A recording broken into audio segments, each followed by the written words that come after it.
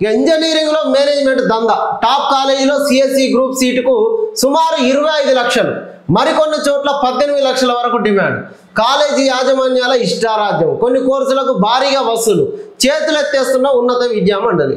ఈ ఉన్నత విద్యా మండలి చేతులెత్తేసే కాదు, వీళ్ళేగా అంత కుమ్మక్కై చేస్తున్నట్టుగా కనబడతా ఉన్నది.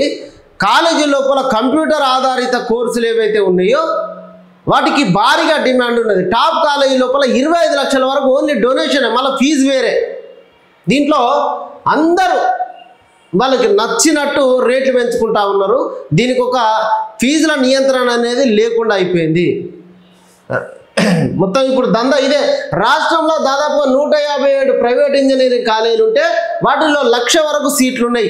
హైదరాబాద్ పరిధి లోపలనే ఒక్కొక్క సీటుకు ఒక కాలేజీని బట్టి 25 లక్షల వరకు వసూలు చేస్తూ ఉన్నారు. దీంట్లో సిఎస్సి గ్రూప్కు బీభత్సమైనటువంటి డిమాండ్ ఏర్పడడంతో దానికి వచ్చేదంతా కూడా కంప్యూటర్కు సంబంధించినటువంటి యుగం కాబట్టి ఇష్టం వచ్చినట్టుగా రేట్లు పెంచుకుంటూ పోతూ ఉన్నారు. ఇసుక ఎఫెక్ట్ సుశీల్ కుమార్ పైన వేటు.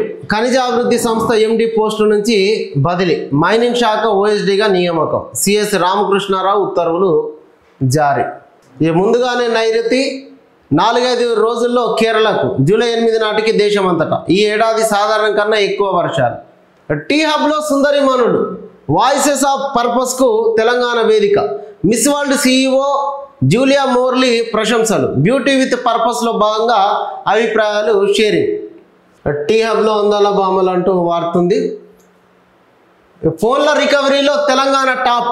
రాష్ట్ర వ్యాప్తంగా 78,114 ఫోన్లు స్వాధీనం. 780 ఠాణాల్లో సిఈఐఆర్ నోడల్ ఏజెన్సీ సేవలు. ఈ పోలీసులను అభినందించిన డీజీపీ డాక్టర్ జితేందర్. బోధన తీరు మారాలి. ఎక్సైజ్ శాఖ ఆదాయం పెంచుర్రి, మంచిగా ఆగుర్రి. సింగరేణి భవిష్యత్తు మీపైనే. యువ అధికారులు సంస్థకు బాసటగా నిలవాలి. 3 ఏళ్లలో అనుభవజ్ఞులైన అధికారుల రిటైర్డ్. ఖనిజాల ఉత్పత్తి రంగంలోకి అడుగు పెడతా ఉన్నామని చెప్పేసి వార్త అయితే ఉన్నది.